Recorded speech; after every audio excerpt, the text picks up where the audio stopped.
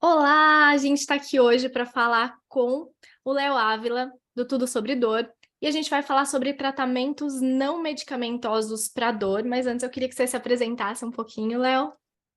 Oi, Tami. Olá, pessoal. Primeiramente, agradeço o convite. É uma honra conversar contigo, numa profissional que eu admiro, e com toda a sua audiência, né, todos aqueles que lhe acompanham. Pois bem, pessoal, como a Tami falou, me chamo Leonardo Ávila, sou graduado em fisioterapia, sou natural de Florianópolis, Santa Catarina. Estudei aqui, neste município isolado no sul do Brasil, uma ilhazinha distante, remota. Eh, Estudei na Universidade do Estado de Santa Catarina, na UDESC, a mesma instituição que cursei o meu mestrado. A área de concentração é avaliação e intervenção em neuro adulto. E outros 2 braços, né, concluí meu doutorado numa outra universidade, que não é a estadual, é a federal, a Universidade Federal de Santa Catarina, a UFSC. Fiz durante aproximadamente 6 anos parte de um laboratório que se chama LAND, um laboratório de neurobiologia da dor e da inflamação, né. E além disso, eu sou clínico, eu atendo diariamente pessoas com as mais variadas, subcategorias de dores crônicas. E certamente por conta da minha formação, né, todo o meu tratamento é não farmacológico, não medicamentoso, o tema inclusive da nossa conversa hoje. Esse é Léo, uma perninha do Léo. Desculpa, Dani. imagina. Muito bom te ter aqui. E, na verdade, te acompanhando também, eu já trabalhava com dor e eu comecei a entender muito mais, até de uma forma mais profunda. Então, assim, super recíproco. Muito bom você estar aqui. Acho que a gente podia começar do básico, assim. Que diacho que é dor? Ah, perfeito. Pessoal, se eu as palavras que eu vou comentar depende do nível de familiaridade do que eu vou usar, as palavras que eu vou utilizar. Dependendo do nível de familiaridade, né, de quem está ouvindo, algumas pessoas podem achar um pouco estranho, tá? Mas se fosse para eu resumir dor, em apenas uma palavra, seria experiência, por incrível que pareça, né, para alguns, né. E essa palavra ela literalmente está presente na definição oficial de dor. Para quem não sabe, gente, existe uma sociedade, no mundo que nos norteia em relação às palavras, né, termos, vocábulos adequados para utilizarmos quando a gente conversa sobre dor. Essa sociedade pode ser entendida através de uma sigla, né, IASP, né, uma abreviação, que diz Associação Internacional para o Estudo da Dor. E esta mesma associação define dor. Inclusive, aqui destaca uma questão: essa definição ela foi revisada depois de 40 anos, no ano de 2020. Então, foi em junho ou julho de 2020, nós fomos agraciados com essa revisão. E a dor é entendida como uma experiência sensorial e emocional desagradável, né? Semelhante semelhante, né, ou associada a uma lesão real e ou potencial. E aí, para cada pedacinho dessa definição, né, acredito que a gente vença alguns tópicos dessa definição hoje, a gente consegue ter várias horas aula sobre o assunto. Mas, em síntese, dor é uma experiência sensorial e emocional, aí observem, semelhante, né, ou associada a um dano real e ou potencial. Então aqui a gente já desconstrói, né, uma, digamos, uma crença comum, né, que apenas sinto dor quando tem uma alteração e ou uma lesão. Não necessariamente isso é necessário. Uhum. E, Léo, tem uma coisa interessante, assim, né? Que, se a gente pensar, a dor, ela também vai variar um pouquinho de acordo com o contexto. Mas na maioria das vezes, principalmente quando alguém vem assistir uma live sobre dor, geralmente isso está vinculado a uma associação, um contexto negativo, né? Sim. E quando a gente tem um contexto, vou até exemplificar aqui, sei lá, a dor no contexto sexual, muitas vezes pode ser muito agradável, né? Então, ter ali um contexto positivo, mas a maioria das vezes a gente associa a dor a algo negativo, e acredito que boa parte das pessoas que vão ter interesse em assistir ou ouvir a gente hoje tem essa associação com a questão negativa. E as pessoas, elas fogem um pouco de sentir ou ter experiências negativas, e daí também existe uma crença de que tô com dor, vou tomar medicação, né? Ou a busca por um tratamento medicamentoso logo de cara, ou enfim. O que você acha, Léo? Tami, acredito que esse seja o comportamento mais prevalente da nossa sociedade contemporânea, para dor e para várias outras Uhum, questões, né? Comumente, por uma série de motivos que você entende de forma aprofundada, nós buscamos tentativas de soluções imediatas, com um porém. Não necessariamente essas condutas têm alguma fundamentação científica, por exemplo, no que diz respeito à dor, né? As pessoas acabam associando que, eu tive uma experiência de dor, né? Ou experimento dor de forma crônica, não aguda, e a melhor alternativa é uma pílula, né? Quando eu tenho um escape de dor. Obviamente, existem uma série de condições em que uma pílula faz parte do tratamento, mas o tratamento não se limita a ela. Então, isso que a gente precisa deixar muito claro.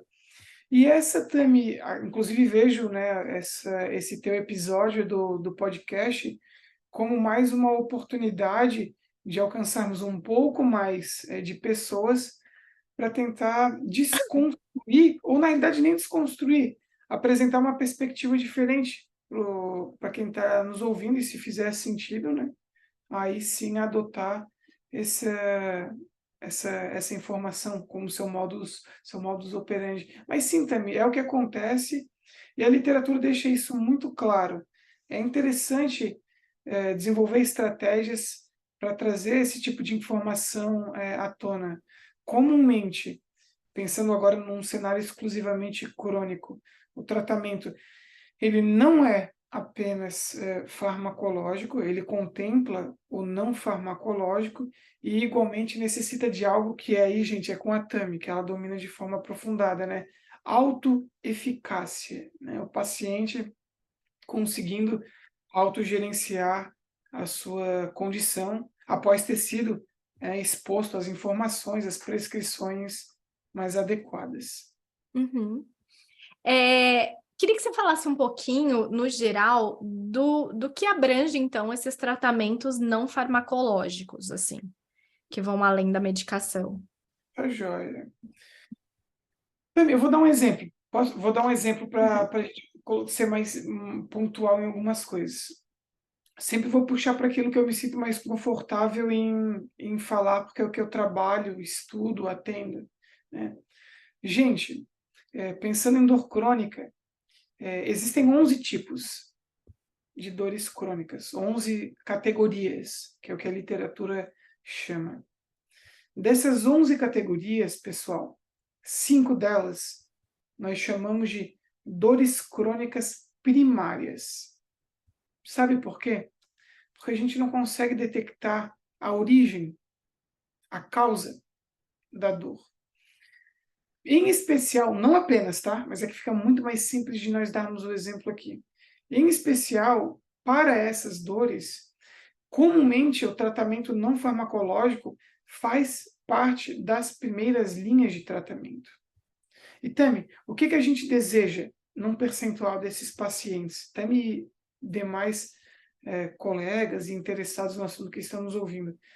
A gente tenta ofertar tratamentos, pessoal, que eles atuam diretamente no sistema nervoso central. O sistema nervoso central, para quem não sabe, é o que está entre as nossas orelhas, né? Cérebro, né? E ao longo de toda a nossa coluna, em especial dentro dela, a medula, né? Então, cérebro, tronco cerebral, essa coisa esquisita que muita gente me pergunta aqui, e medula. Então, o que são tratamentos não farmacológicos? Eu vou trazer para o contexto da live e para uma profissional que está aqui, que a área dela tem nível de evidência 1A para isso. Por exemplo, eu não sei se todos que estão nos assistindo têm ciência, mas existe uma relação bidirecional entre a pessoa experimentar dor crônica e prejuízo no sono. Então, é uma das poucas coisas que a gente quase chega a inferir causalidade. Pessoas com dor crônica têm uma maior probabilidade de ter sono de má qualidade, e pessoas com sono de má qualidade têm uma maior probabilidade de experimentar dor. Por quê, gente? Não é porque não dorme, porque não fica relaxado. Não, é porque muda a bioquímica do organismo. Muda a concentração de neurotransmissores, perfis de célula, etc.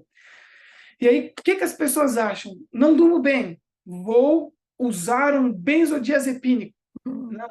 A primeira linha de tratamento é a formação da TAMI. Chama-se terapia cognitivo-comportamental para insônia. É nível de evidência 1A, né? E é o que a literatura recomenda, pelo menos de forma bastante concisa, desde 2016. Né? Esse é um exemplo de tratamento não farmacológico. Obviamente, em especial para quem apresenta alguma alteração no sono. Isso é um fator identificável e modificável, né, na prática clínica. Vou trazer para o meu lado. Eu sou graduado em fisioterapia.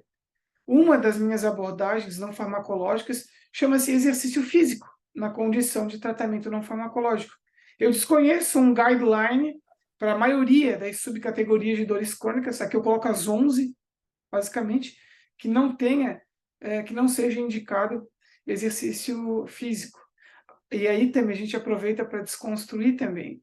Não é porque o exercício te deixa mais forte, mais alongado, com uma amplitude de movimento, não tem nada a ver.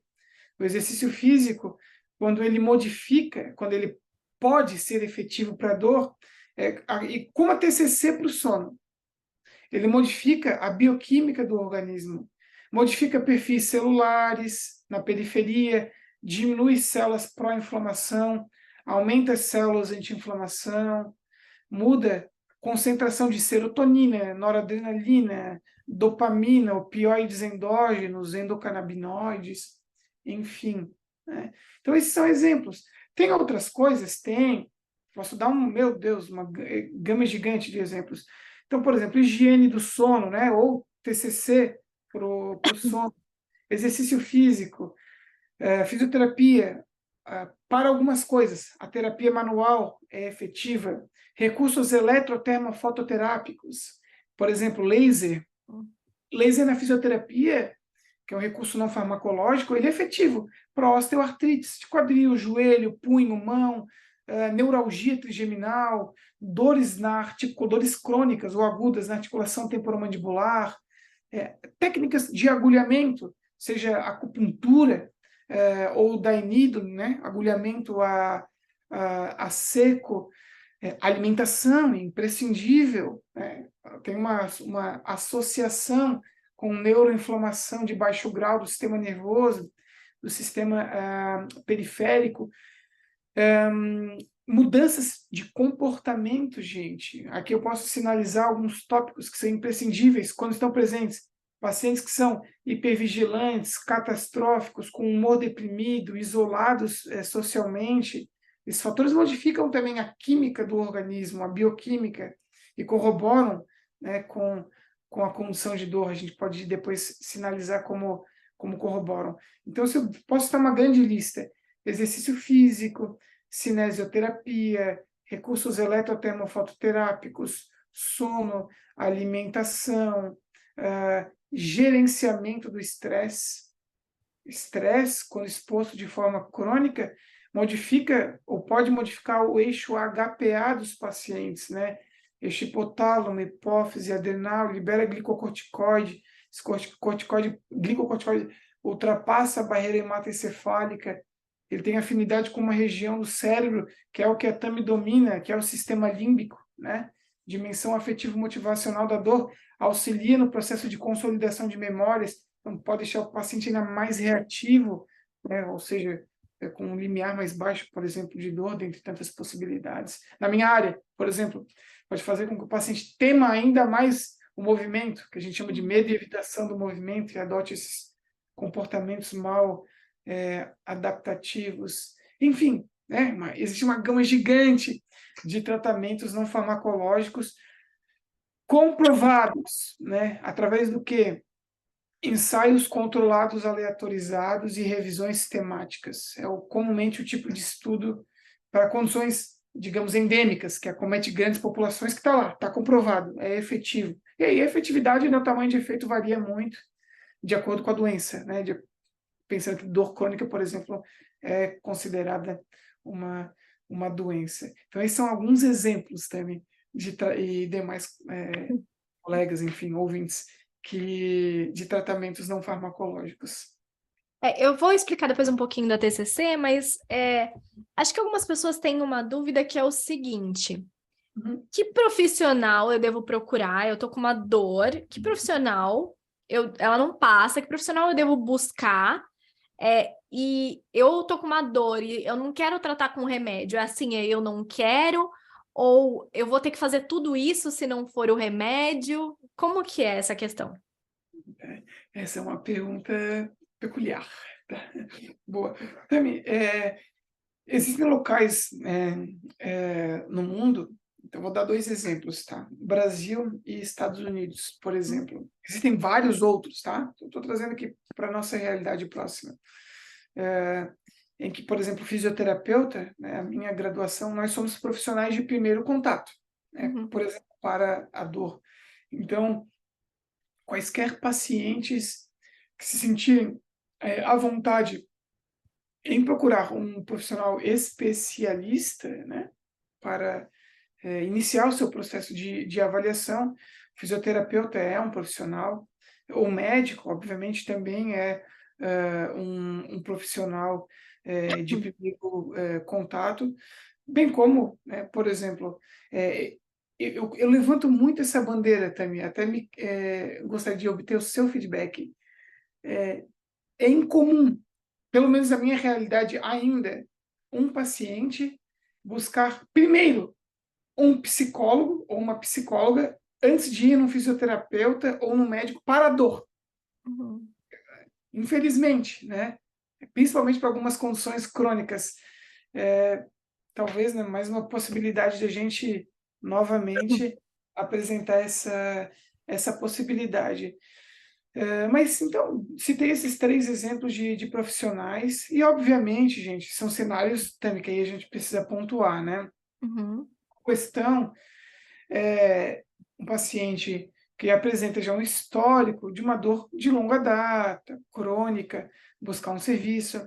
Um cenário é um paciente estar com uma dor que, por exemplo, envolve uma qualidade, uma característica do sistema músculo-esquelético, né? Aí, com tranquilidade, pode buscar esses profissionais. De fato, existem condições que até o próprio paciente consegue ter a percepção que transcende o sistema musculoesquelético, né? Por exemplo, poxa, o paciente com dor, só que a dor é uma qualidade característica noturna, associada, por exemplo, à febre, à perda de peso, apetite. Então, aí, obviamente, é um diagnóstico diferencial. Por exemplo, um médico aqui é um profissional mais bem recomendado para esse tipo de condição. Então, depende muito também das especialidades, né, e dos limites éticos, né, e legais de cada profissão.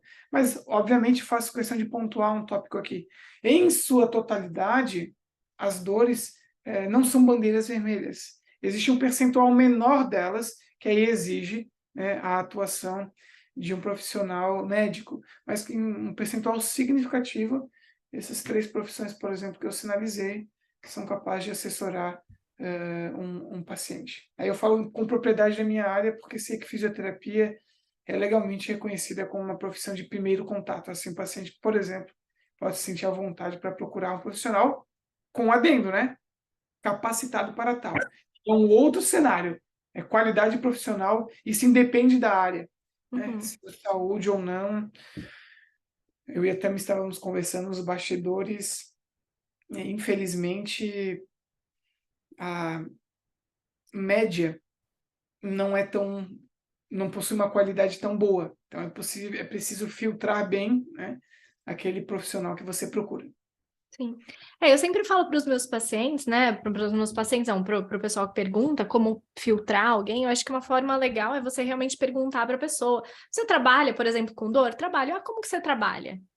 De que Claro. forma? Como que é o seu trabalho para o meu caso? O que que você, enfim, faça perguntas, filtra se faz sentido ou não a resposta, né? E eu acho que é uma das formas de filtrar é se comunicar com um profissional para você pegar ali pela conversa, o que que ele acha. Léo, sobre essa questão da dor ainda, tem uma questão que eu vejo muito, assim, dor que não sabe o que que é fibromialgia no Brasil, sabe? Então, boa parte das pessoas que entram em contato comigo com dor crônica é fibromialgia, mas Hum. tudo que não sabe o que é. Eu tenho essa impressão, assim. O que que você acha disso? Comum, Tami, olha só que dado interessante. Existe um estudo publicado em 2016, então isso é uma revisão, né, da literatura, e essa revisão, Tami, ela contempla estudos até 2014, então ela foi publicada em 16, então o review contempla estudos até 2014. E olha que dado impactante. Acredita-se que até aquele recorte de tempo, mais de 73%, 73,8%, se não me falha a memória, dos diagnósticos de fibromialgia são inadequados, né? Por quê? Posso falar sobre isso. Número um, existem diversas condições de saúde que podem decorrer em dor generalizada. Por exemplo, condições neurológicas, condições endocrinológicas, condições infecciosas, outras condições reumatológicas. A literatura sinaliza que o diagnóstico correto de fibromialgia ele leva aproximadamente 2 anos para ser concluído. Por quê? Porque precisa passar por pelo menos 4 especialidades para efetuar um diagnóstico diferencial. Aí a questão número 2. Mesmo que leve 2 anos, que passe por esses 4 especialidades, descarte questões neurológicas, reumatológicas, infecciosas e endocrinológicas, neuroendócrino, infecto e reumato. Ok. Descartou as 4. O paciente ainda precisa preencher, né, os critérios do Colégio Americano de Reumatologia de 2016, que é a última atualização, para a fibromialgia, que é o índice de dor generalizada e a escala de severidade dos sintomas, que é essa junção essa escala de severidade da fibromialgia, né, esse score. Então, é uma condição que ou a nossa paciente precisa apresentar dor em 4 de 5 partes do corpo, apresentar outras comorbidades, fadiga, porque fibromialgia é uma síndrome. Ela não limita-se à dor. Dor faz parte do tripé mínimo necessário, né? E, infelizmente, Tami, é muito comum me perdoa a palavra, tá? Esse chute que os Uhum, profissionais da saúde dão. E é um chute muito inadequado, porque junto com o chute vem o rótulo diagnóstico. E o rótulo diagnóstico da fibromialgia é pesado para o paciente. É um rótulo diagnóstico bastante pesado, né? Agora, o lado belo, né, da condição é que, quando o diagnóstico é correto, existe tratamento. Existe tratamento. E aqueles pacientes que apresentam prontidão para a mudança, né, têm uma exímia probabilidade de conseguir controlar a sua condição, que é diminuir a intensidade da dor, frequência, duração, que esses escapes de dor ao longo do tempo, ter um menor percentual do corpo acometido, melhorar a sua qualidade do sono, reduzir a percepção de fadiga, controlar outras comorbidades. Então tem controle, tem controle. Quando bem avaliado, bem diagnosticado e bem tratado. Esse é um exemplo clássico de uma condição de saúde que necessita de um tratamento multidisciplinar. Várias profissões aqui são bem-vindas, mas eu vou destacar 3, pelo menos, tá? Psicologia, fisioterapia e medicina. Pelo menos, veja, né? Não quero que não desejo que nenhuma outra profissão da saúde fique chateada aqui. Há, citação para todas. Eu estou trazendo aqui para esse contexto mínimo necessário. Sim, perfeito. E eu vejo, eu não fazia ideia desse índice, mas eu realmente, quando a gente para pensar de uma forma lógica, falando, mas é tanto assim, né? E aí entra num ponto que eu acho que na sua profissão, na minha profissão, é o processo de avaliação, né? Muitos falam dos tratamentos, mas a avaliação dos casos é tão importante quanto, porque se você não tem uma avaliação adequada, você não tem um tratamento adequado. Não tem jeito de você, né? Eu falo muito isso para as minhas alunas, assim, que se você não avalia, e na psicologia eu fiz até um vídeo uma vez para o TikTok que teve, ah, acho que foi muitos comentários, quase 1000 comentários passou, e eu não tenho esse alcance, tá? Então, para mim foi surpreendente. Então, falando exatamente sobre o que o psicólogo faz, e a questão que eu vi no vídeo, muita gente reclamando, é que você chega no psicólogo, muitas vezes você, olha, tô com ansiedade. O psicólogo não avalia. Pega essa queixa, entende como demanda, e já começa a fazer o que seja lá que ele acha que vai fazer para a ansiedade, sem avaliar previamente o caso. E eu acho que talvez seja uma dificuldade de várias áreas, assim. Sim. Tami e pessoal, pensem comigo o seguinte: quem está nos ouvindo, ou quem um dia vai nos ouvir, mesmo que você não seja profissional da saúde, tenta trazer esse exemplo para o contexto de vocês. Eu posso usar uma analogia, fica mais fácil. Vai brincar de esconde-esconde sem saber quem ou o que você está procurando. Não dá? Inviabiliza a brincadeira. É para assustar, acho que não é a palavra mais adequada, é para impactar. Essa é a realidade de uma parcela significativa dos profissionais da saúde, tá? Quando o assunto é dor. Falo para vocês com propriedade. Entre 85% e 90% dos profissionais da saúde, olha, talvez seja até mais, tá, o percentual, desconhecem quantos tipos de dor existem. Assim, não sabendo quantos tipos de dor existem. Da mesma forma, desconhecendo ferramentas com acurácia diagnóstica para identificar, o problema começa ali. Você não sabe o que procura, a probabilidade de passar algo despercebido é grande e o tratamento acaba sendo menos preciso. Perde-se, às vezes, muitas vezes, a possibilidade, né, aquela janela temporal de ofertar um tratamento mais preciso e, por exemplo, reduzindo a probabilidade dessa condição transitar de aguda para crônica. É um problema, talvez, Tami, é a tecla que eu mais bata, tá?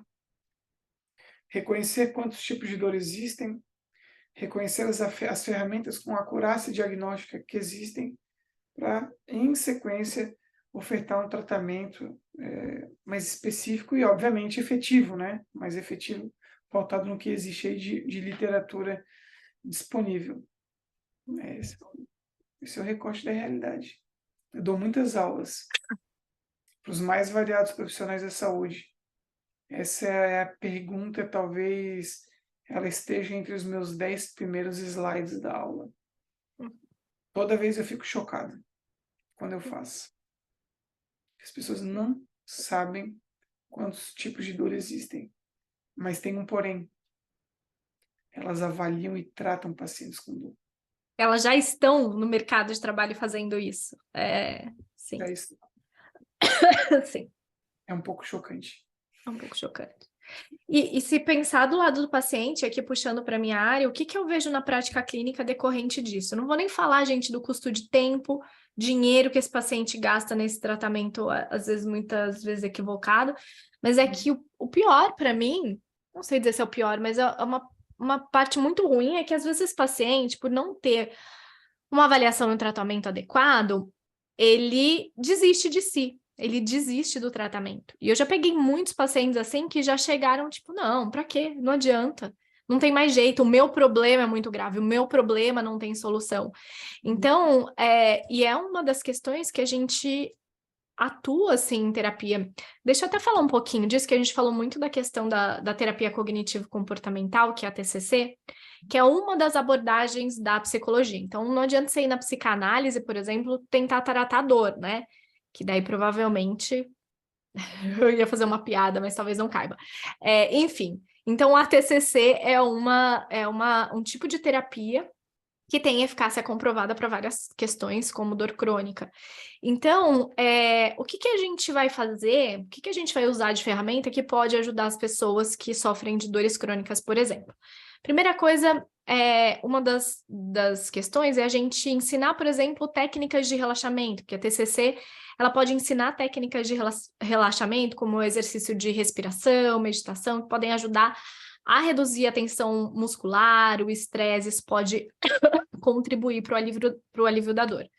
Também, às vezes, identificar e alterar pensamentos negativos, né? Associações que estão contribuindo para essa dor crônica. Por exemplo, minha dor nunca vai passar, o meu caso não tem mais jeito, ou eu preciso fazer isso dessa forma.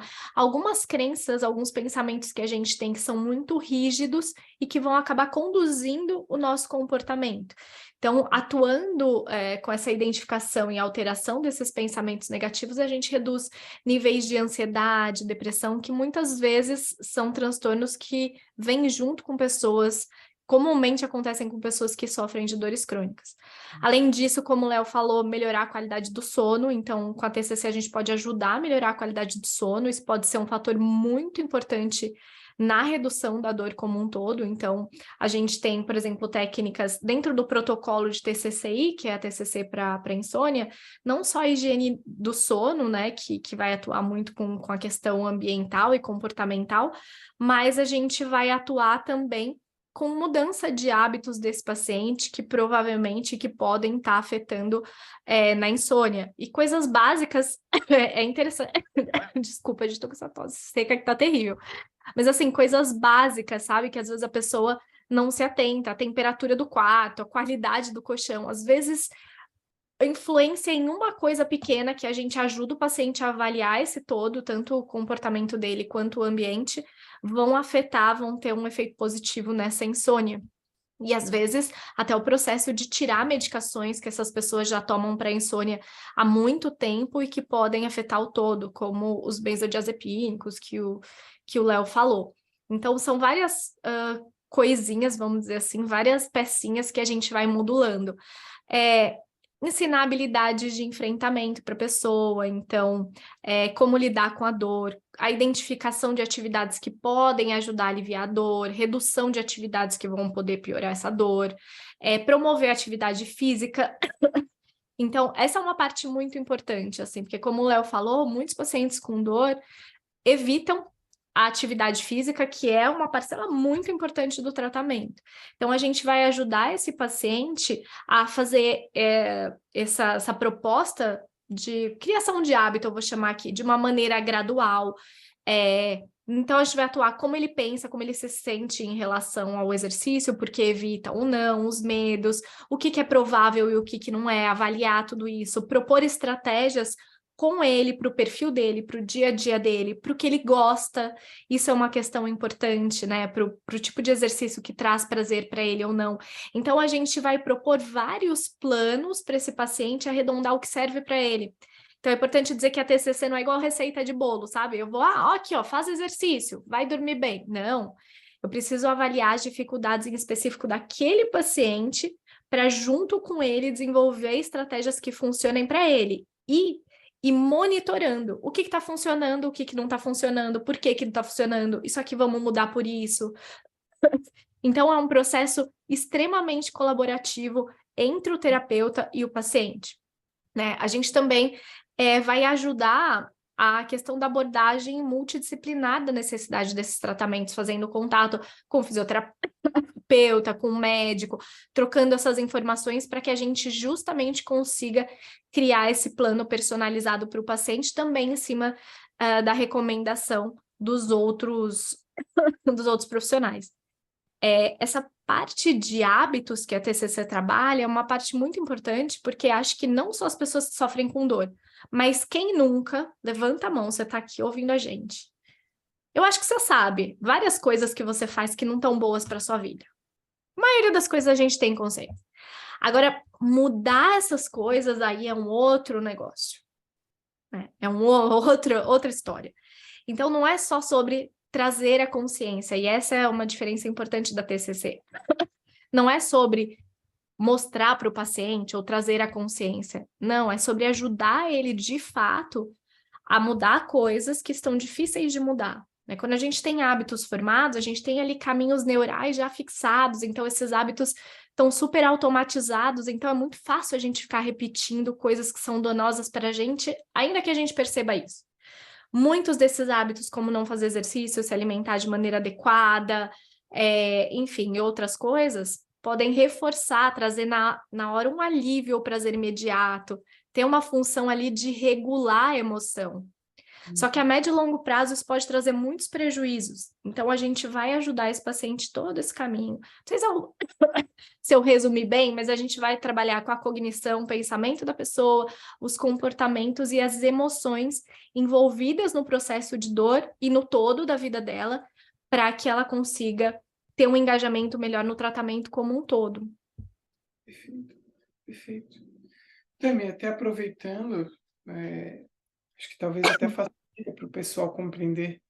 Pessoal, estilo de vida, ele tem algum nível, algum percentual de associação com dor, em duas vias. A via número 1, aumentando a probabilidade de um paciente desenvolver dor crônica, por exemplo, após algum episódio específico, ou o estilo de vida não saudável, ele também tem associação com, além então da transição entre dores agudas e crônicas, com a manutenção dos quadros de dor.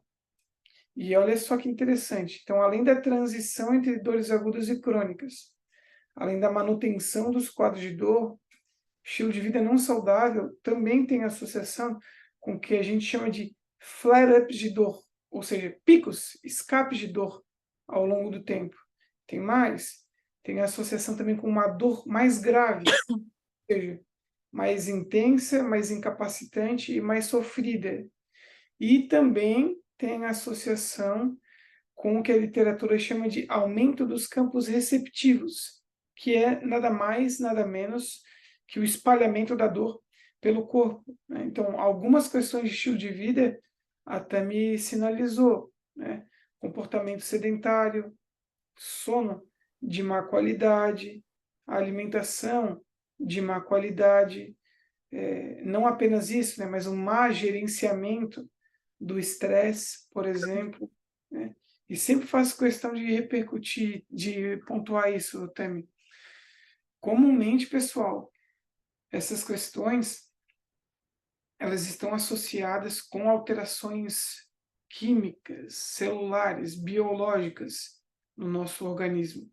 Por isso a necessidade de identificar quando possível e intervir, modificar quando possível. Uhum. Até aproveitando essa questão que você falou de como isso influencia na dor ou na percepção da dor, é um aspecto que eu acho bem importante, que a gente fez até uma live específica sobre isso, que eu queria que você falasse sobre emoção e dor. Nossa, eu recebo muito no Instagram a questão da dor psicossomática, a dor de causa emocional, e eu acho muito importante porque às vezes também vem por parte de clínicos essa ideia, não achei a dor, então é emocional. Isso eu ainda não tenho cabelos brancos, tá? Mas isso acelerou o processo para ter cabelos brancos, essas discussões. Eu vou voltar então no tempo, né? Nós estamos gravando o podcast, pode falar o ano, Tami. Estamos em 2023. Estamos em 2023, tá? Então, quem nos assistir mais para frente, saiba que esse conteúdo estará atualizado durante um bom tempo. Em 2019, 10 estudos foram publicados numa revista científica que a gente chama de PEN, PEN de dor, né? Para quem não sabe. Esses 10 estudos foram os estudos que reconheceram a dor crônica como doença. É a primeira vez na história que a dor crônica vai ter um CID, né, que ela faz parte da Classificação Internacional de Doenças. O estudo número 1, Tami, ele chamava-se dor crônica, 2 pontinhos, sintoma ou doença. A introdução desse artigo era esse convite, né, ao não uso de termos como dor de causa psicológica, dor somatizada, psicossomática, ou qualquer sinônimo do gênero que queira sinalizar que a dor é coisa da cabeça do paciente, né? No sentido leigo, que comumente a sociedade... isso é fantasia sua, é criação, é coisa da tua cabeça. Não, pessoal, isso é extremamente inadequado, tá? Como é que a gente pode começar a explicar isso de forma mais fácil? O que existe aí, pessoal, entre as orelhas de vocês, o cérebro, ele é composto de várias estruturas anatômicas. Não existe uma estrutura anatômica no cérebro. É esse pontinho aqui que é responsável pela dor. Então eu vou ali, vou desligar ele e deu, acabou. Não existe isso. Tá? Não há uma região no cérebro específica para o processamento da dor. A dor ela é produto de múltiplas estruturas anatômicas do cérebro trabalhando de forma concomitante. Então, existe um pouquinho aqui atrás das nossas orelhas, que é o que a gente chama de uma via lateral, ou dimensão sensório-discriminativa. Existe lá o meinho do cérebro, o miolinho do cérebro, que é o que nós chamamos de dimensão afetivo-motivacional, né? Ou via medial da dor. E aqui atrás da nossa testa existe uma dimensão cognitivo-avaliativa ou, né, uma via que a gente pode chamar de que faz parte do controle inibitório da dor, né? Assim, o que é interessante nós termos ciência? Que aspectos, por exemplo, psicológicos, emocionais, cognitivos, igualmente sociais, ambientais, culturais, não necessariamente causam dor.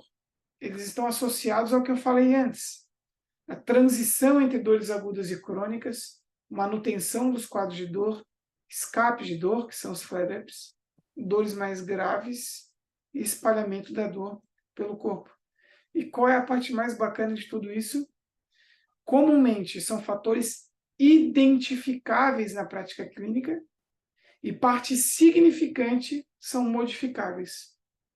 Assim, os abordando, há um percentual significante de pacientes que podem experimentar, né, dores menos graves, menos incapacitantes, menos intensas, menos sofridas, acometendo um menor percentual do corpo, tendo escape de dor com uma menor frequência, e quando vem, menos duradouros e menos intensos.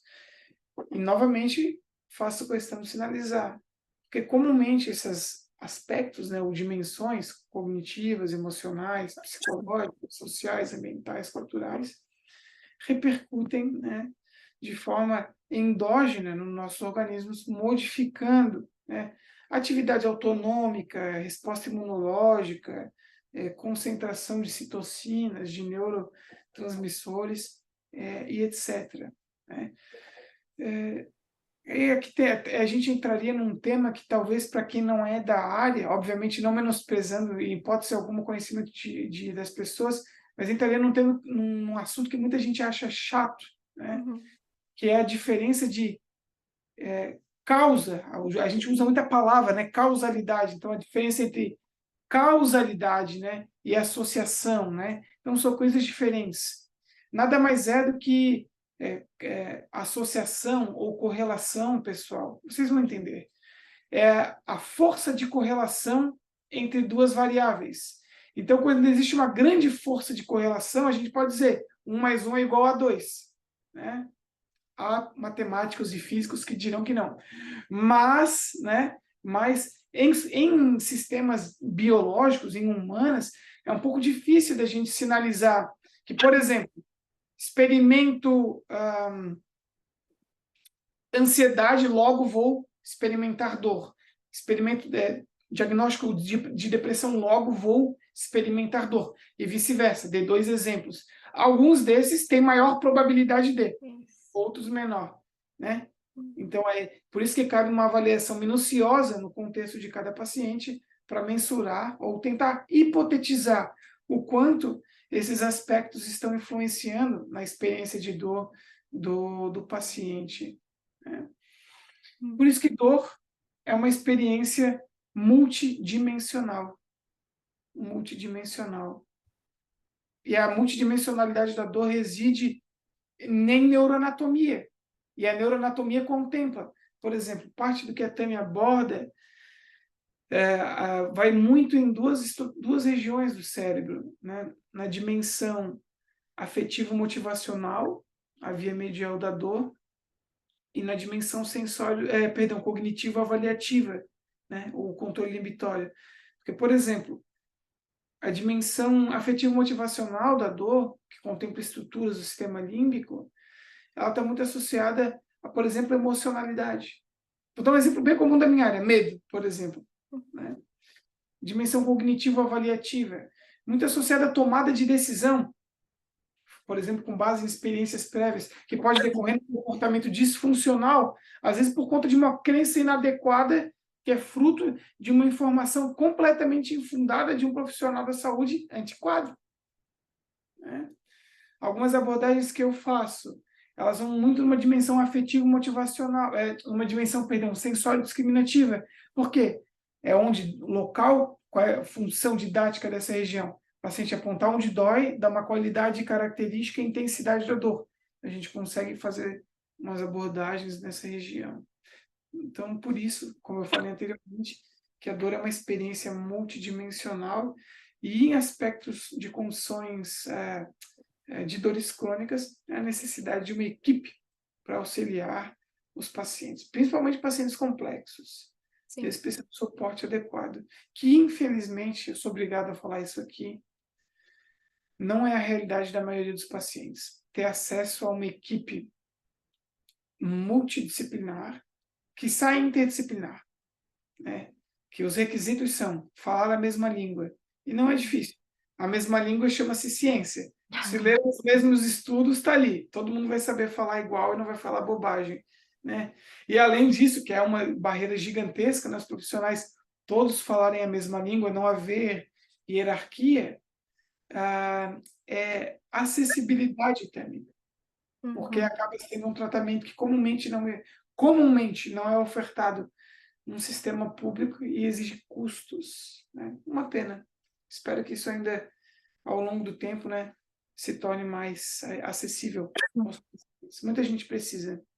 Muitos custos, né?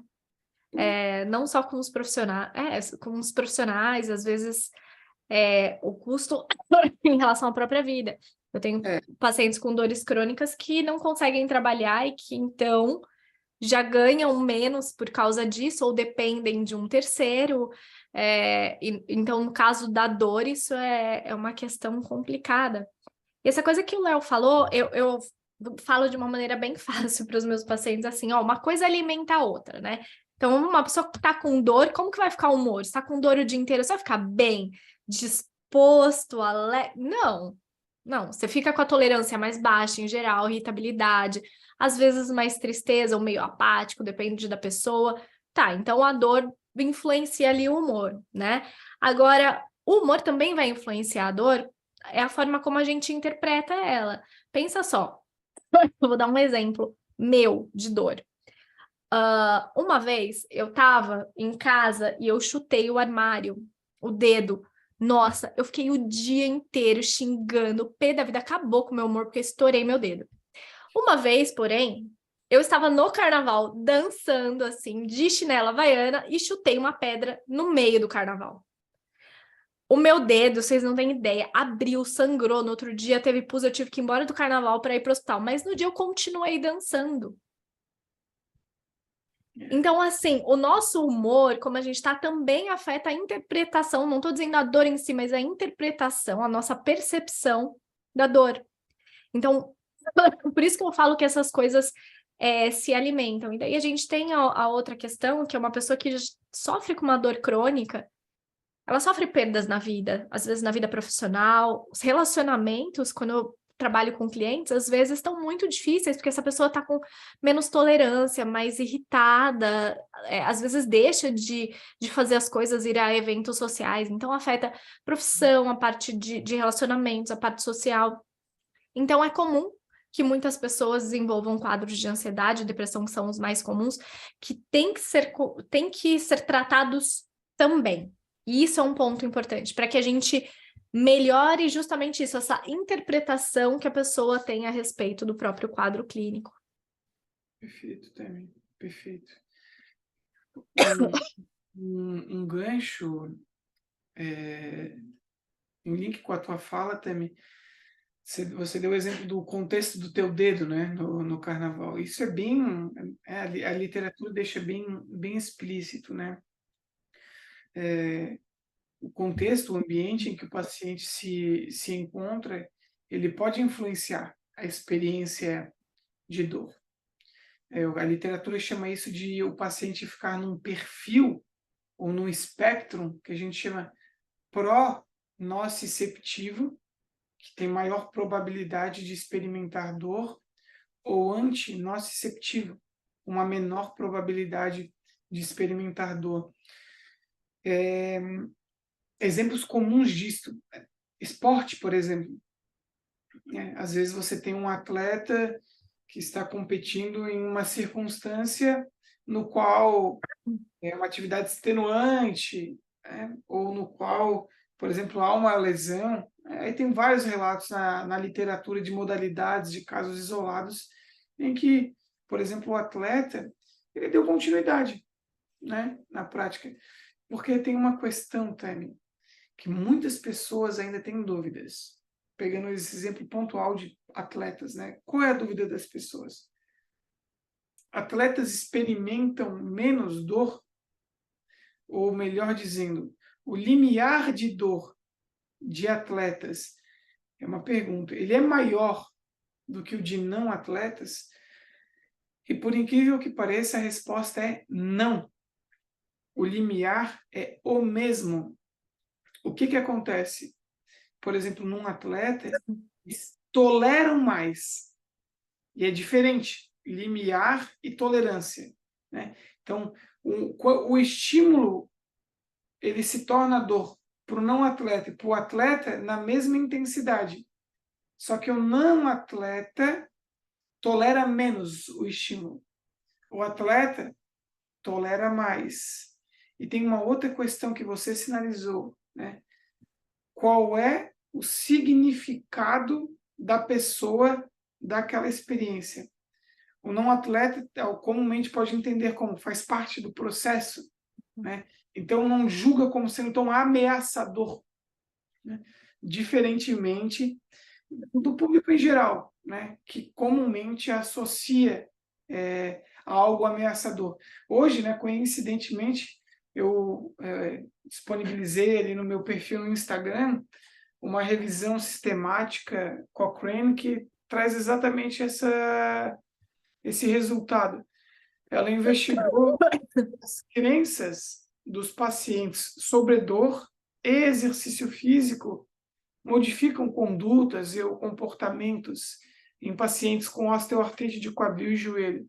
E a conclusão da revisão sistemática foi, né, pacientes com dor crônica secundária musculoesquelética, que o exemplo é osteoartrite de quadril e joelho, né, comumente modificam seus comportamentos, né, por conta de crenças inadequadas sobre dor. Os profissionais da saúde crônicos, esses devem ser tratados, corroboram com a piora dos quadros, porque ofertam informações inadequadas, e essas informações inadequadas o paciente comumente associa da seguinte forma: sinto dor, logo não vou me movimentar, porque o movimento, a meu ver, vai decorrer em mais escapes de dor, mais dano e, consequentemente, dor mais intensa e incapacitante. Comumente isso é fruto de informações inadequadas. Por isso eu tenho um jargão, Tami, não sei de onde é que veio essa palavra na minha cabeça agora. Por isso que eu tenho um jargão, Tami. Comumente, tratamentos não são obrigatórios. Mas existe um tratamento, a meu ver, que é obrigatório. É o tratamento de profissionais da saúde crônicos. O tratamento ele não tem que ser optativo. Eles têm que ser expostos a tratamento, que é estudar, ser exposto a um conteúdo de mais qualidade, porque os profissionais da saúde ainda, infelizmente, acho que a palavra não é nem não acreditam, tá? É literalmente desconhecem, a ignorância no sentido literal. Desconhecem que as suas informações não são inócuas. Elas não são inócuas. Elas são danosas, maléficas, perigosas, prejudiciais. Inclusive, podem corroborar com pior ou mudança de comportamento, que comportamentos disfuncionais, que corroboram ainda mais com a piora do quadro. Perfeito. Esse é um problema. Você estava falando do exemplo de um atleta, mas eu fiquei pensando aqui num exemplo meu. Eu sempre faço isso, né? Eu dou umas viajadas, associações, é minha vida fazer isso. Mas eu estava pensando aqui no contexto do parto, porque é mais ou menos isso, a tolerância. Assim, eu tive 2 partos normais. E o primeiro parto é assim, eu não tenho como explicar a dor, é excrucidante o negócio, assim. Só que qualquer coisa que me fizesse sentir aquela dor, eu ia parar, ia fugir, né? E tinha a opção de entrar com uma anestesia de repente, mas a tolerância, por causa do significado que eu dei para aquela dor, foi muito maior. E foram horas, né? Sei lá, 12 horas, sei lá. É muita dor, assim, né? Então, o significado, ou vou dizer aqui, vou mais longe, em alguns casos, o propósito para a gente dar para a dor. Tem um tipo de terapia que é a terceira geração da TCC, que é terapia de aceitação e compromisso, e que trabalha muito com essa questão de propósito. Alguns casos, a gente sabe que a pessoa não vai deixar de sentir dor. Então, aceitar que a dor faz parte da vida, dar um significado para ela e viver da melhor forma, também faz parte. Né? Porque às vezes a ideia fixa é o que eu faço para deixar de ter dor, assim. Muito bom. Tami, a conversa ela é uma conversa gostosa e vai abrindo várias portas, né? Essa questão que tu sinalizou também das práticas de aceitação e compromisso, né? Sabe que o profissional que é não psicólogo ou psicólogo que não estuda isso, a meu ver, ele entende isso de forma errada, né? Sabe? Veja se tu já percebeu isso em alguém. Confundir aceitação com passividade. Ou isso é patológico. Aceitação não significa passividade. Tu desenvolve estratégias para melhor lidar com a condição, né? O profissional da saúde que oferta essa conduta, eu vejo muita gente que não é da área falando isso sem ter domínio nenhum do que é a aceitação, né? No contexto das práticas de compromisso e aceitação, enfim. E aí confundem assustadoramente aceitação com passividade. Não, o profissional da saúde precisa ofertar uma moeda de troca para o paciente para que ele consiga adotar estratégias no seu dia a dia, né? Não sei se tu já concorda com a minha fala ou já observou isso, se tem interesse em comentar, mas é Sim. algo que eu sempre cutuco. Sim.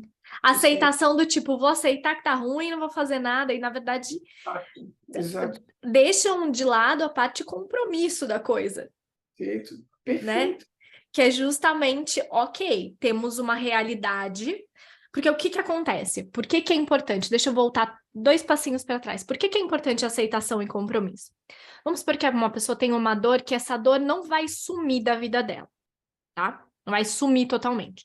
Só que se a interpretação dela é fazer tudo para que essa dor suma e essa dor não some, ela fica cada vez mais estressada, ansiosa e preocupada com os resultados e muito frustrada, porque ela tá com uma expectativa de algo que não é condizente com o quadro clínico dela.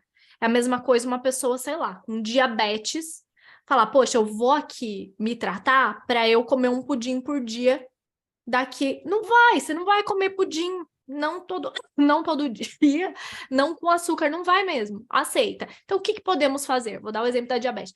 Então, vamos fazer doces e receitas que sejam com substâncias que não são açúcar, como, sei lá, eu não entendo nada disso, mas essas.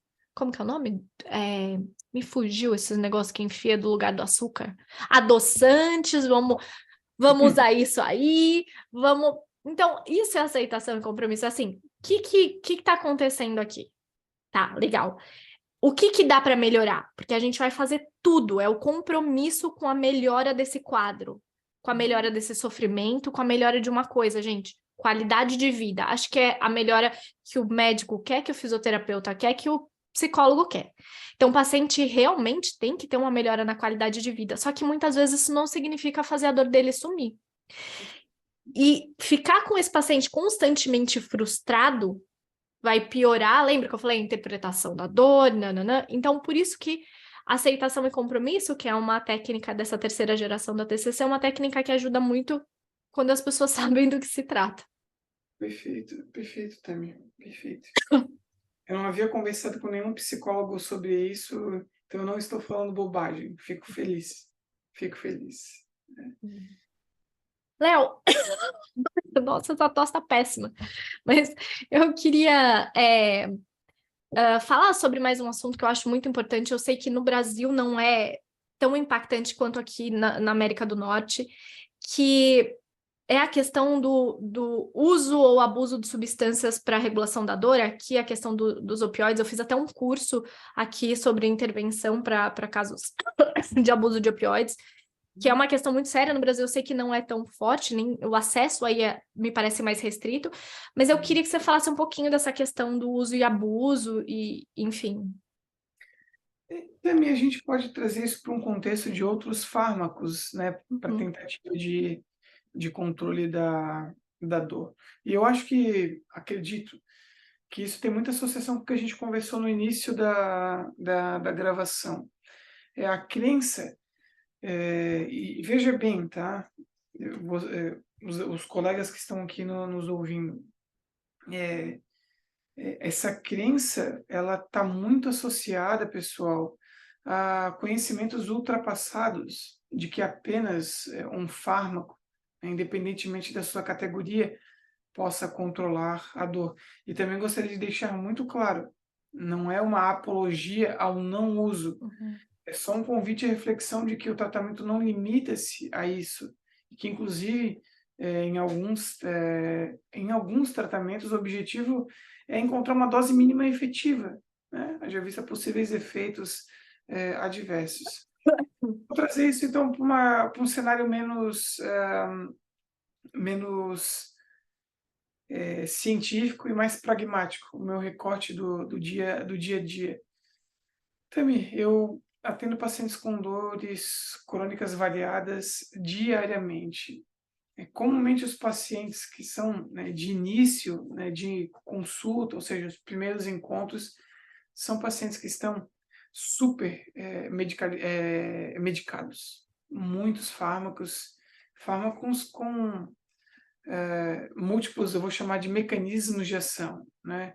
Talvez o prescritor ele possa se encontrar numa situação um pouco perdida, né?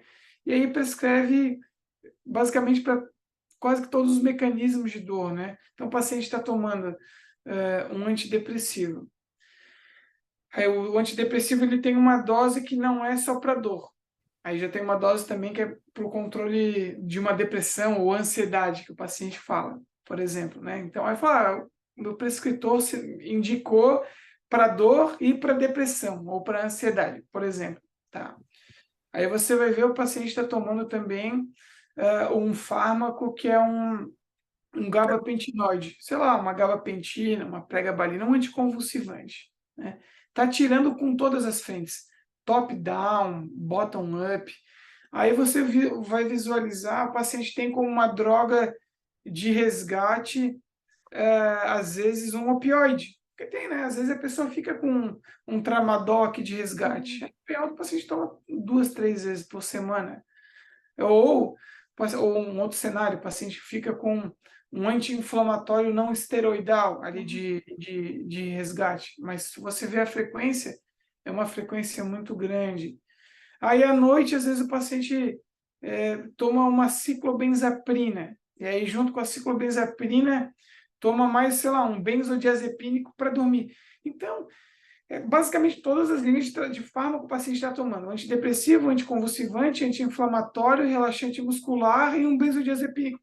Ponto. O que falta para esse paciente fazer, né? Bloqueio anestésico. Não, tá utilizando de tudo. Então, veja bem, eu quero deixar isso bem claro, tá, pessoal? Eu atendo comumente, de maneira multidisciplinar, com diversos colegas prescritores, ou seja, médicos e odontólogos, tá? Nós temos uma relação muito agradável, amistosa e respeitosa. Então, sinalizo, isso não é uma crítica, é só uma análise de, infelizmente, um comportamento muito inadequado que a gente vê por aí. E até compreendo que jamais é por uma intenção ruim do profissional de saúde. É que realmente é que a palavra ignorância ela é muito forte, né? Mas é que a ignorância no sentido literal, de ausência de conhecimento, comumente faz com que o paciente, que o prescritor ataque de diversas frentes, principalmente por não ter domínio em sua totalidade do tratamento e das demais possibilidades de abordagem. Então isso acontece, Tami, e não é incomum. Só que existe, né, diversos efeitos adversos associados ao uso do fármaco propriamente dito e ao comportamento ou à crença de que só o fármaco auxilia. No que diz respeito a fármacos, né, existem fármacos que eles estão associados, né, o organismo, para quem está nos ouvindo, ele é, de forma simples, tá? Ele é inteligente, ele é seletivo. Uma das maneiras do nosso organismo tentar poupar energia é, se eu recebo algo, eu vou parar de produzir aquilo, né? Então, se você está, por exemplo, utilizando um opioide endógeno, exógeno, perdão, você pode, o seu organismo, novamente, não é uma relação causal, há um percentual de pacientes que podem diminuir a sua produção endógena de opioides endógenos. Igualmente, de serotonina, né, de dopamina, de noradrenalina, as monoaminas mais comuns, que estão associadas com dor, sim, estão associadas com depressão, prazer, motivação, ansiedade, dentre outras condições. Então, há uma necessidade de equilíbrio, né? Há o efeito que não, colateral da droga, porque comumente drogas não são inteligentes, faz bem para uma coisa e não tão bem para outras, e igualmente o comportamento. Se eu tenho a crença de que apenas é um fármaco que vai sanar, não fez sentido ainda para mim, porque eu não fui informado, de que outras abordagens podem corroborar com a melhora do meu quadro, né? E é uma pena, porque esse é um recorte, sim, do Brasil. Comumente as pessoas estão super medicalizadas, o famoso overtreatment, né? Ou super tratadas, né? Que esse o overtreatment, ou super diagnosticadas, perdão, esse excesso de diagnóstico, e que pode decorrer em algo que a literatura chama de nocebo, né? Que é digamos, é uma condição antagônica ao placebo. São esses efeitos que não são inócuos, né? Que são adversos dessas condutas inadequadas. Conta de excesso de diagnóstico, excesso de tratamento, comumente parte deles fundamentados em condutas não tão adequadas. Sabe, gente, Existem diretrizes de prática clínica que norteiam o que eu faço, o que a Tami faz, o que outros profissionais da saúde fazem. Se a gente for buscar sobre dor crônica, eu não conheço a literatura que seja incisiva ao ponto de falar: o tratamento é monoterápico. Ponto. Por exemplo, só farmacológico ou só não farmacológico. Comumente, as abordagens são multimodais, múltiplas modalidades concomitantes, né? Vou dar um exemplo também. Sabe aquelas dores crônicas primárias? O guideline da NICE de 2021, ele sinalizou 4 condições: exercício físico, acupuntura, TCC e fármacos. Se fosse para eles resumir, né, a, a, digamos, a síntese os principais tratamentos para todas essas 5 subcategorias é exercício físico, acupuntura, né, abordagens psicológicas, eles citam que tem evidência, TCC e fármacos.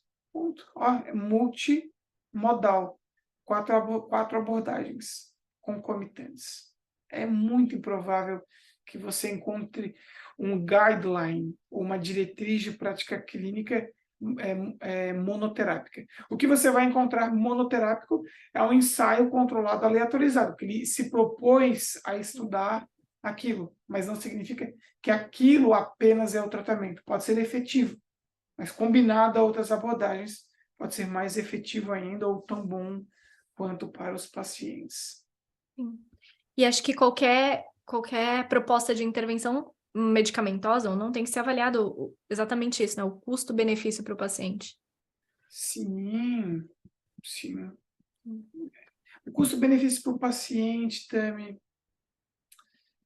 porque são sistemas de saúde distintos, né? Brasil e Estados Unidos. Mas, por exemplo, se nós pensarmos no sistema de saúde brasileiro, em que há fornecimento de fármacos via o Sistema Único de Saúde, até o problema para os cofres públicos. Isso, Né? sim. É um tópico bizarro a gente falar de problema de cofre público no Brasil, porque engloba outras coisas assustadoras que não cabem aqui, mas esse é um problema. E sabe também, não apenas para dor, a quantidade de pessoas que está em farmácias e escolas, né, por exemplo, de universidades, postos, etc., recebendo fármacos para doenças passíveis de serem tratadas ou prevenidas com bons hábitos é assustador. Uhum. Condições metabólicas, né, uma pessoa que está com uma pré-diabetes, né, uma resistência à insulina, uma diabetes do tipo 2, mudar o comportamento alimentar, mudar o comportamento de um comportamento sedentário, né, para um comportamento ativo e depois tornar-se praticante de exercício físico. Diminui a quantidade de fármacos utilizados. Pacientes com colesterol, tomando fármacos para o colesterol. Pacientes com alterações na pressão, por exemplo, pressão alta. Né? Bons hábitos podem corroborar com esse tipo de condição. Vivemos tempos gostosos devido ao acesso à informação, vivemos tempos sombrios pela informação se dissipar de forma muito rápida e muitas vezes de maneira inadequada, e vivemos tempos sombrios por conta de alguns hábitos da nossa sociedade contemporânea, né? Um número muito grande de comportamento sedentário, de inatividade, de má alimentação, de obesidade, né? Isso corrobora com uma má saúde e, basicamente, esses comportamentos têm associação com o que nós fazemos, né? Com dor crônica, com condições patológicas de saúde mental. É um grande problema. E o que a minha luz ainda no fim do túnel são questões identificáveis e modificáveis de forma simples. Agora faltam políticas públicas, mas eu não coloco a culpa no governo. A política pública começa conosco, né? A gente tentando mudar o ecossistema ao nosso entorno. Por exemplo, a iniciativa da TMS, o podcast, ele muda sim o ecossistema no entorno dela e, consequentemente, se muda de uma pessoa, pode mudar o de outra. Então, vai impactando outros ecossistemas, né? todos nós temos a nossa parcela. Quer um exemplo também? Eu moro há 2 anos num município ao lado de Florianópolis. Esse município chama-se Palhoça. Moro num lugar muito agradável aqui desse município. Aqui, com uma certa frequência, quando chove, alaga. Aí eu fico na minha janela admirando. Não admirando por prazer, mas eu fico observando uma coisa. A quantidade de lixo que passa na rua. Aí eu digo, "Pô, aquele camarada ali daquela casa deve estar puto da cara. Só que o bueirão da frente da casa dele está entupido. Um pouco do lixo é dele. Todos nós temos a nossa parcela de culpa também. Também, né? Então, sim, se cada um fizer a sua parte como cidadão, porque o cidadão ele compõe uma sociedade, a gente vive em sociedade, a gente pode mudar, né? Só que demanda constância, motivação, disciplina, uma série de coisas que aí é tema para outras conversas, né? Nossa. E outra questão, né? O ser humano, está cada vez mais, né, imediatista. Então, jogar o lixo aqui na frente da minha casa é muito mais fácil do que pegar, fechar o saco, etc. Só que a médio e longo prazo, então pegar agora um hambúrguer, eu tô com vontade de comer hambúrguer hoje, acho que por isso que eu tô falando. Comer um hambúrguer agora, a curto prazo, ó, mas a médio e longo prazo. E é isso, né? A gente construir hábitos para médio e longo prazo, assim. Acho que eventualmente todo mundo vai ter uma condição de saúde ruim, todo mundo vai ter uma doença ou alguma coisa, mas o quanto a gente está piorando ou acelerando os nossos processos de envelhecimento naturais, né? Então, é isso, a gente não pensa, né, no médio e longo prazo, assim. Também eu gosto de um raciocínio. Existem condições que são evitáveis. Então, se eu tenho ciência de que aquilo é evitável, vou trabalhar para realmente tornar-se evitável, ou pelo menos diminuir a probabilidade. E se caso venha menos grave do que uma condição que não tivesse um cuidado prévio, né? Sim. A mudança começa por nós também, Sim. né? Aí, Perfeito.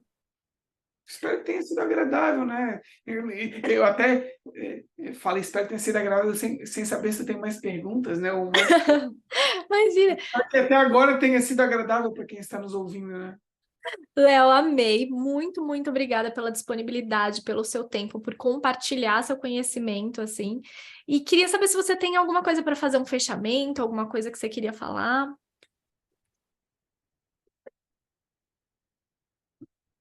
Tami, poxa, tem tantas coisas boas, né, que a gente pode utilizar como fechamento dessa conversa, mas eu vou trazer então para a temática dor, tá?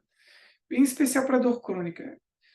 Pessoal, se você ou conhece alguém que seja portador de dor crônica, primeiramente é importante ter ciência. Existem outros tratamentos além do tratamento farmacológico. O tratamento não farmacológico, para algumas condições de dor crônica, inclusive, é mais efetivo do que o tratamento farmacológico. E comumente, quando empregues de forma combinada, né, com supervisão de profissionais capacitados, né, e especialistas nessa determinada condição, a probabilidade de você obter benefícios ela é muito grande, né? E se dê a oportunidade de ter essas boas experiências, né? Porque comumente um dos empecilhos para alguns pacientes adotarem os tratamentos não farmacológicos é porque realmente ele exige uma prontidão para a mudança, não é algo passivo, né? Existe uma necessidade de autonomia, de autogerenciamento, de modificar alguns hábitos, né, alguns comportamentos no seu dia a dia, até isso se tornar um hábito propriamente dito. Mas a minha frase, Tami, é assim: se dê a oportunidade de ao menos ter uma primeira boa experiência. A partir do momento que você tem uma primeira boa experiência, aí a decisão é sua, porque você tem todo o seu histórico prévio, essa boa experiência, né, com uma nova prática, um novo comportamento, e você coloca na balança o que foi mais agradável ou não. Se você optar pelo desagradável, ok, a escolha é sua, não há problemas nisso, né?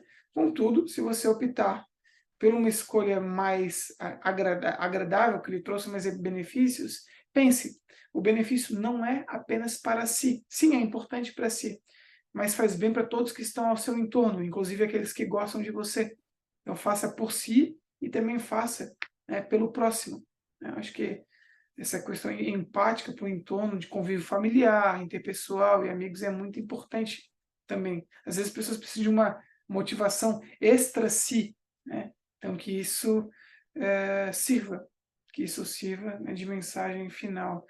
E além disso também agradecer a oportunidade, né, de conversar com um público que talvez não me conheça, a gente consegue tocar mais pessoas, e te parabenizar. Hoje nossas vidas elas são tão intensas, né, são tantos afazeres que encontrar ainda mais tempo, né, para esses projetos que demandam sentar, organizar, combinar, marcar uma data, né, é digno de enaltecer, e que aqueles que estejam lhe acompanhando também enalteçam e auxiliem na divulgação, né? Que escutou, se você se beneficiou, por que não outras pessoas podem se beneficiar? Então marque, convide. Esse tipo de informação gostosa, infelizmente, não viraliza. Se fosse um meme, ele iria viralizar. É meio doido, a sociedade ela é meio doida. No noticiário, uma conversa gostosa ela não impacta, né? Eu plantei uma árvore hoje, ninguém vai assistir isso no café da manhã. Agora, morreu 8 pessoas porque entrou um maluco num lugar. Aí vai, sabe? Briga do não sei o quê, óbito, morte, crise, terremoto, 1000 pessoas mortas, né? 2 pessoas se xingando, brigando, política, roubo, tudo isso repercute. Coisas boas, não. A gente acaba sendo contaminado por tanta coisa ruim, que quando vemos uma coisa boa, né, é bom compartilhar, faz bem para as pessoas também. Essa é a minha longa mensagem final. Amei, amei. De novo, super obrigado. Adoro te ouvir, adoro aprender com você. Muito obrigada pelo seu tempo, por tudo. E é isso, gente. Obrigada a todo mundo que está ouvindo ou assistindo o episódio de hoje. Um beijo. Tchau.